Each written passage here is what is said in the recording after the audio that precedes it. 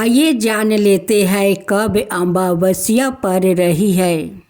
फागुन का महीना हिंदू पंचांग के अनुसार साल का अंतिम महीना होता है। इसके बाद आने वाला चैत्र महीना से हिंदू नव वर्ष का प्रभाव हो जाता है।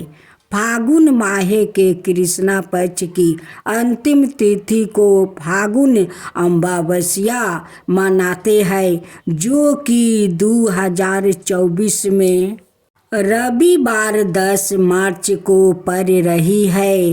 फागुन अमावस्या महाशिवरात्रि के पर्व के बाद आती है और हिंदू वर्ष की अंतिम अमावस्या होती है। यह अमावस्या सुख, संपत्ति और सौभाग्य की प्राप्ति के लिए विशेष फलदायी है। जीवन में सुख और शांति के लिए फागुन अमावस्या का व्रत रखा जाता है।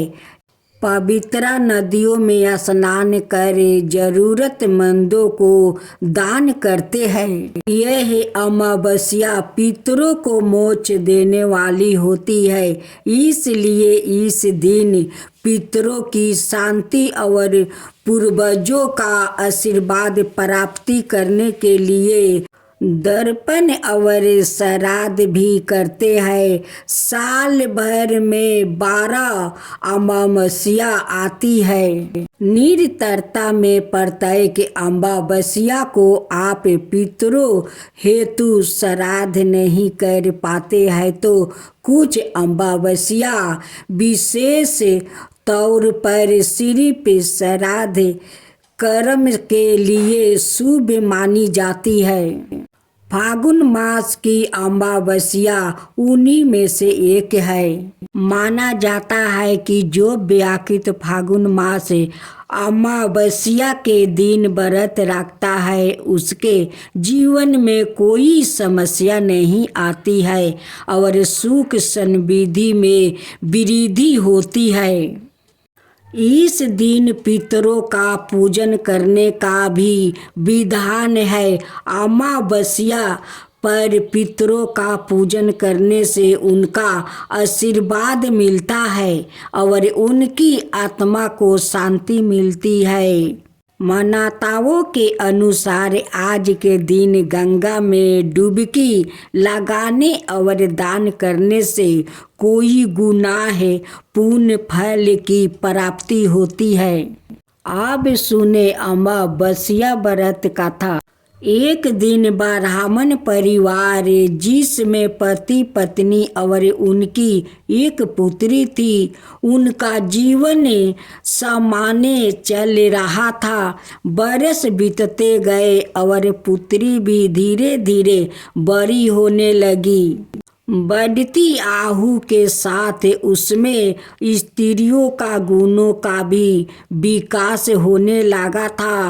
वो अत्यंत ही सुंदर, सुशील और सबर गुण संपन्न थी, लेकिन गरीब होने के कारण उसका विवाह नहीं हो पा रहा था।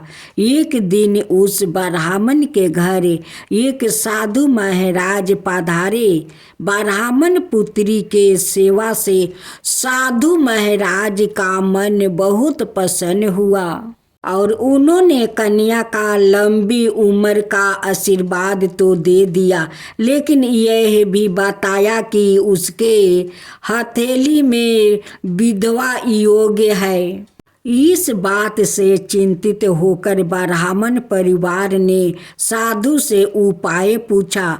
तब साधु ने कुछ देर विचार करने के पश्चात अपने ध्यान के आधार पर बताया कि कुछ दूर पर एक गांव में सोना नाम की धोबी जाति की एक महिला अपने बेटे और बहू के साथ रहती है, जो बहुत ही संस्कारों से संपन्न है, पति परायण और निष्ठावान है।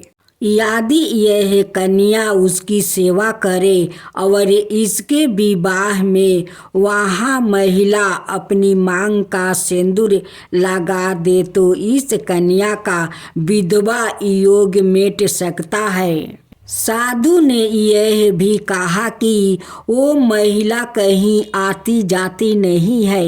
यह बात सुनकर ब्राह्मणी ने अपनी बेटी से धोबिन की सेवा करने की बात कही। अगले दिन कन्या प्रात काल उठकर सोना धोबिन के घर चली गई और फिर प्रत्येक दिन वो धोबिन के घर की साफ सफाई और अन्य सारे कार्य कर अपने घर वापस आ जाती थी। एक दिन सोना धोबिन अपनी बहू से पूछती है कि तुम तो सवेरे उठकर सारे काम कर लेती हो और पता भी नहीं चलता। तब बहू ने कहा, माँ जी, मैंने तो सोचा कि आप ही प्रात काल उठकर सारे काम खुद ही खत्म कर लेती है। मैं तो देर से उठती हूँ।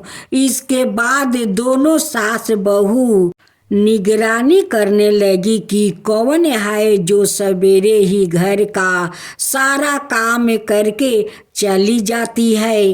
कई दिनों बाद धोबिन ने देखा कि एक कन्या प्रात घर में आती है और सारे काम करने के बाद चली जाती है।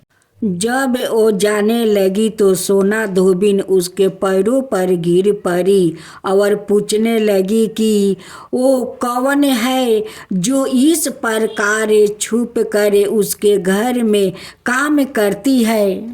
तब कन्या ने साधु द्वारा कही गई सारी बात बताई।